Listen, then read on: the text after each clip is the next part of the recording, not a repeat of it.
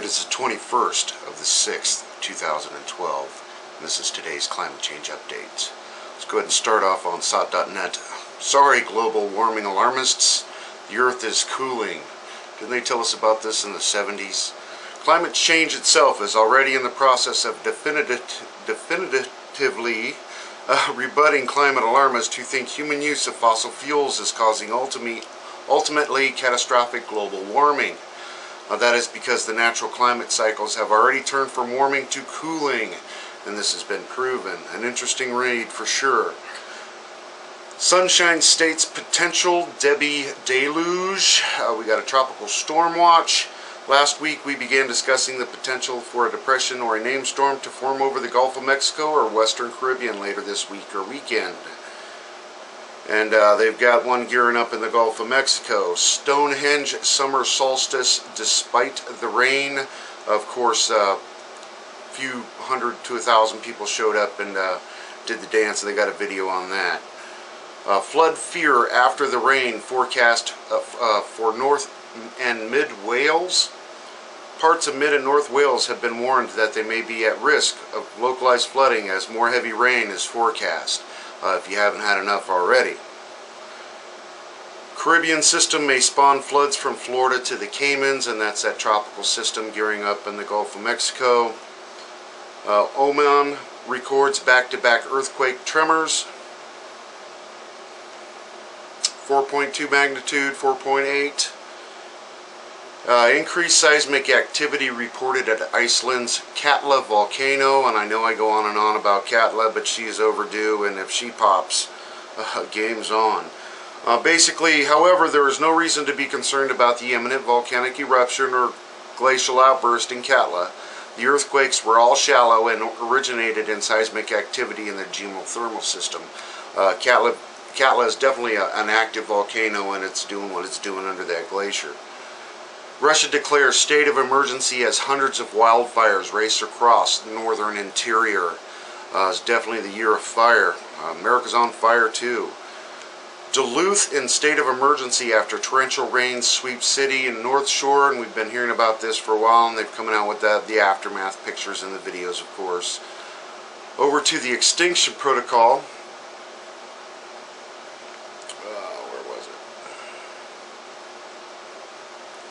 11 killed in landslide as heavy rains pound Indonesia.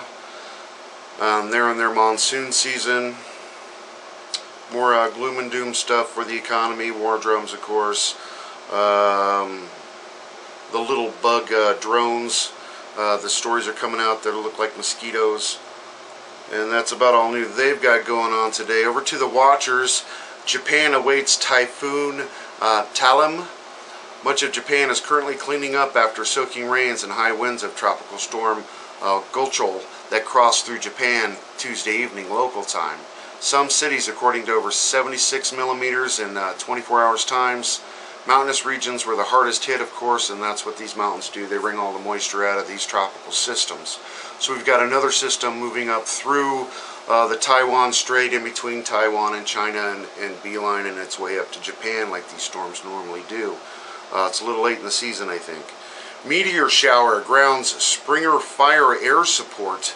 This is out of Colorado. A possible fireball or meteor shower grounded planes fighting the Springer fire near Lake George in the Pine National Forest, Colorado.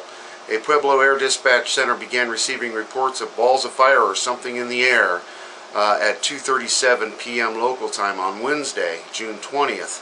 The planes were near Lake George when a pilot noticed debris falling from the sky, said Ron Roth, spokesman for the Rocky Mountain Area Coordination Center. So something's definitely in the skies above Colorado, which is again on fire. And that's about all new I want to cover there tonight. Let's go ahead and just go over to the nuclear stuff. Former Japan official, U.S. Army planned to entomb Fukushima reactors days after 3/11. Given permission to use Yamagata Airport to do the procedures, and I've seen other stories where the United States military was ready to literally bomb coolant onto these reactors. Government flip-flops. Unit 4's fuel rods to be removed starting this year. Buckling building, quake concerns behind the move, of course. You got to remember they just put 60 more tons on top of this crumbling structure, where we've had confirmed leaks where the bottom of the pool is leaking and they're pumping the water from the bottom back up to the top, keeping it level. But that is not a sound structure at all whatsoever. New York Times, TEPCO has worked vigilantly to shut out close scrutiny of the ravaged plant's condition. That is a powder puff marshmallow way of saying they're lying their asses off and it's out of control. New TEPCO report, Unit 4 had major impulsive sound, then damage to roof March 14th. Fire seen hours later, and then again the next day. Something seriously went awry when number 3 blew up right next door and rattled that fuel pool the way it did. And again, we have reports of broken fuel assemblies and fuel on the floor leaking, of course. CNN, unspeakable rage. I saw my wife on fire. This is TEPCO's fault. No official count on how many are killing themselves after Fukushima. This man is suing TEPCO after his distraught wife set herself on fire. Alarm sounds at newly restarted Japan nuclear power plant. I covered this yesterday, warning that the water level in the tank fell at least 10 centimeters from normal.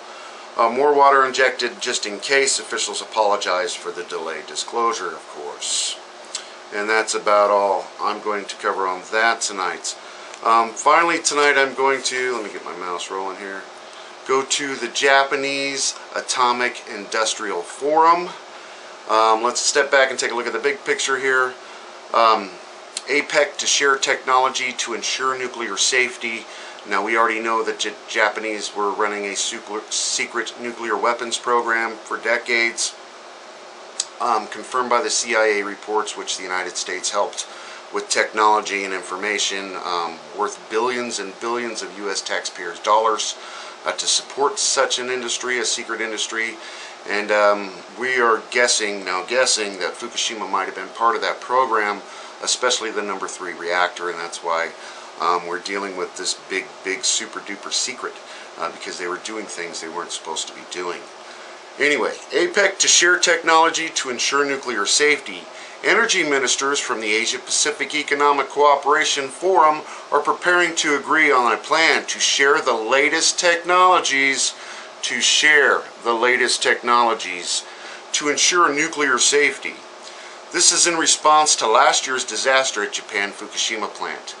The 21-member APEC Forum is scheduled to meet in Saint Petersburg, Russia, next Monday. The debate will focus on ways to secure stable energy supplies during discussions on nuclear power generation. Japan will brief the forum on its decision to restart a suspended plant, the first one to start operating since the accident, and efforts to ensure nuclear safety. The forum is also expected to agree on bolstering the output and trade of natural gas in the region. Global demand for natural gas has become increasing. The ministers will issue a Saint Petersburg Declaration at the end of the meeting. Now, the Japanese are making a deal, and we've given them all this information, and now they're trading it to the Russians. Enjoy while you can, everybody. Thanks.